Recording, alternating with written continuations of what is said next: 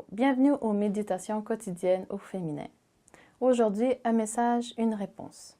Dites, je vous prie, à Ézéchias. Ainsi parle le grand roi, le roi d'Assyrie. En quoi donc as-tu placé ta confiance? 2 Rois 18, verset 19. Le roi Ézéchias se trouvait face à une réalité qui n'avait rien d'engageant.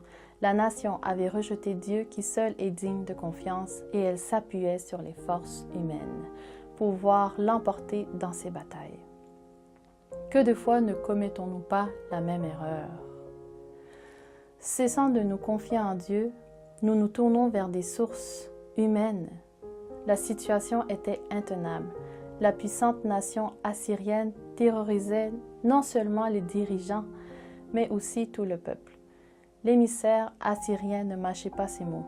Qui vous délivrera? Aucun Dieu n'est capable de déjouer nos plans. En tant que femmes chrétiennes, nous avons dû entendre cette sorte de message. D'une manière ou d'une autre, nos semblables nous soufflent des mots de découragement qui nous minent et nous rabaissent. Nous nous sentons défaillir sous le poids des difficultés qui semblent surgir de toutes parts parce que ceux qui nous entourent nous envoient des messages démoralisants.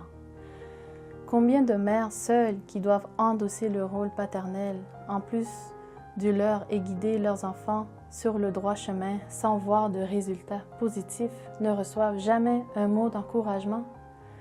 Combien de femmes vendent leur corps parce qu'elles n'ont pas trouvé d'autres moyens de subsister et sont rejetées par leur famille et par la société?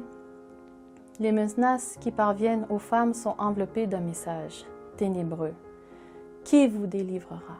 De toute sa puissance, l'ennemi cherche à nous détruire et à nous tourmenter en nous rappelant sans cesse nos erreurs du passé. Le peuple et le roi connaissaient leurs péchés, leur manque de loyauté envers Dieu qui avait fait d'eux son trésor. L'aspect merveilleux de ce récit n'est pas le drame sanglant personnifié en l'arrogant roi d'Assyrie, mais l'attitude de Dieu face à la situation. Je protégerai cette ville pour la sauver. 2 Rois 19, verset 34. N'oublie jamais qu'en dépit des circonstances, il te protégera pour te sauver. Bonne journée dans le Seigneur et à demain.